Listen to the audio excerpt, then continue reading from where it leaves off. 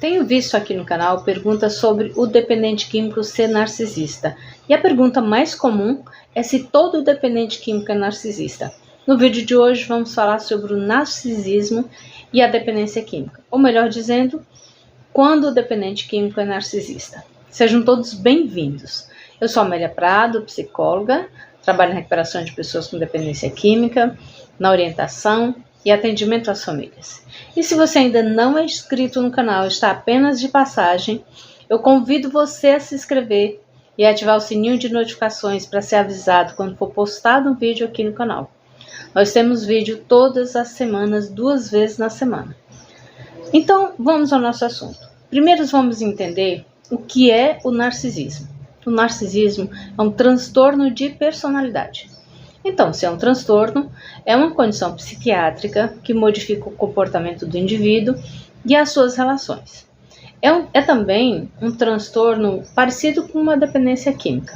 É um conjunto de fatores genéticos influenciado pelo meio em que o indivíduo se desenvolveu e que moldam as suas características até ele alcançar a sua vida adulta.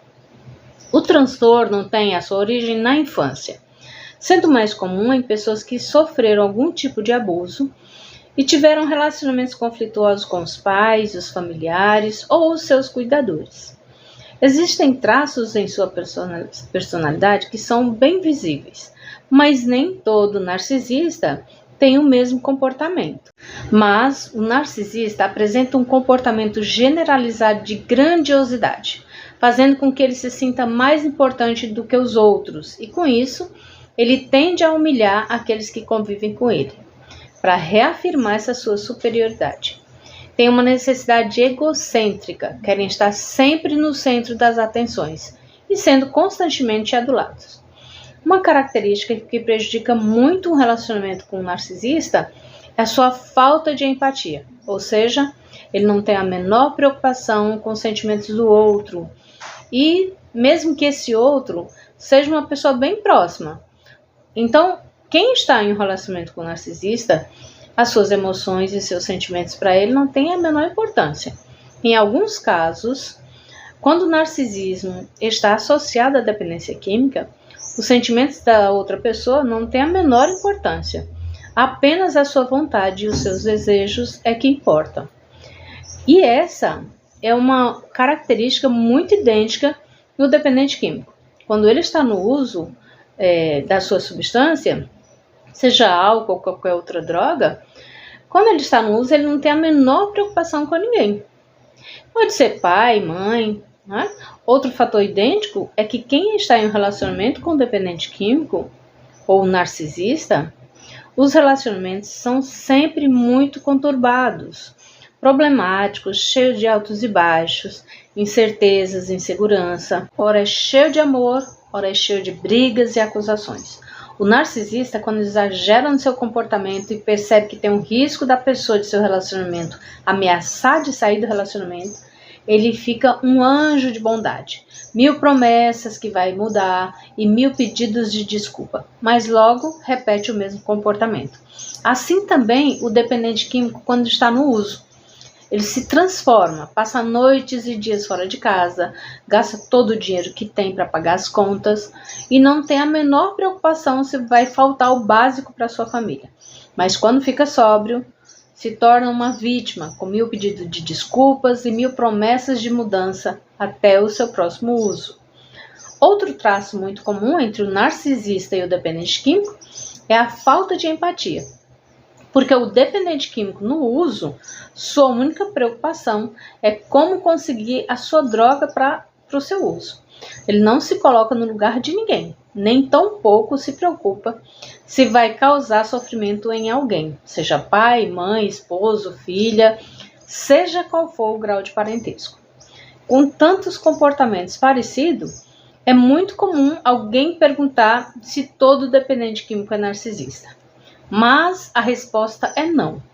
Nem todo dependente químico é narcisista, mas podemos dizer que praticamente todo dependente químico tem traços narcisistas em sua personalidade. Na realidade, segundo a psicanálise, todos nós temos de alguma forma traços narcisistas. Só que os traços de narcisismo entre dependência química e narcisismo são muito comuns. Assim como a dependência química, o transtorno de personalidade narcisista precisa ser diagnosticado. De acordo com o Manual de Transtornos Mentais, os sinais e sintomas variam sempre de acordo com a gravidade do transtorno em cada pessoa. Como eu falei, nem todas as pessoas narcisistas têm o mesmo comportamento, mas os sintomas mais comuns são a falta de empatia, que é a dificuldade de se colocar no lugar do outro, e nem ao menos tentam reconhecer a necessidade do outro.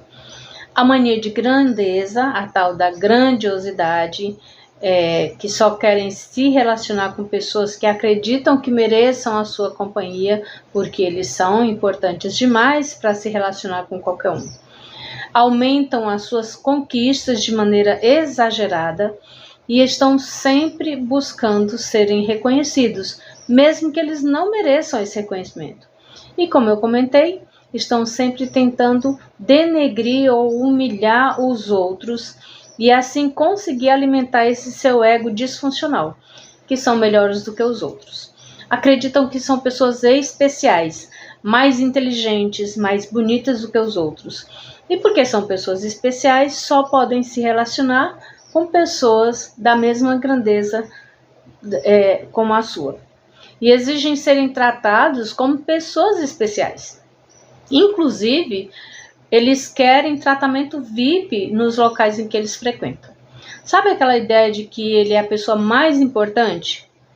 Por isso ele precisa ser tratado de maneira especial, como uma pessoa importante. Outra característica é que são invejosos e projetam a sua inveja no outro, acreditando que os outros é que têm inveja deles. Não tem limites. Outra característica muito idêntica à do dependente químico, que não tem limites para nada e nem com ninguém.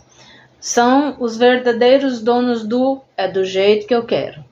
A sua fantasia de poder, sucesso e conquistas são ilimitadas. Necessitam de aplausos e de serem admirados constantemente.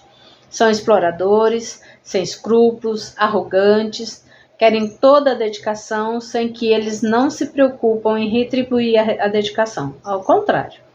São manipuladores, pretensiosos e vaidosos.